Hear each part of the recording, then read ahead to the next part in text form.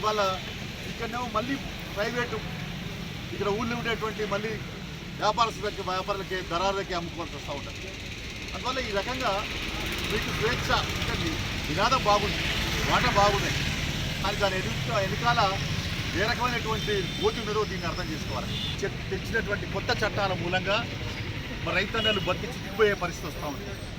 అందుకనే ఇక ఇంకోవైపు ఏం చేస్తున్నారు, కార్పొరేట్ శక్తులకు ఊడిగ చేసే పద్ధతుల్లో ఇవాళ ఇప్పటిదాకా విత్తన చట్టం ఉన్నది, విత్తన చట్టం ఉండదు. ఇక ఇప్పుడు విత్తన కంపెనీకు రైతుకు ఒప్పందం జరుగుతుంది.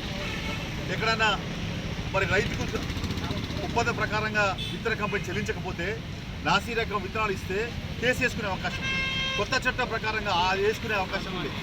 అంటే పూర్తిగా కార్పొరేట్ చేతుల్లోకే రైతు పోతా ఉన్నాడు. అంటే ఒక గుడ్డేలు నోట్లకు లేకపోతే ఒక సిమోన్ పుల్ నోట్లకు మనిషి పోయినట్టుగా ఇవాళ కార్పొరేట్ సంస్థల చేతుల్లోకి రైతులు ఈ నరేంద్ర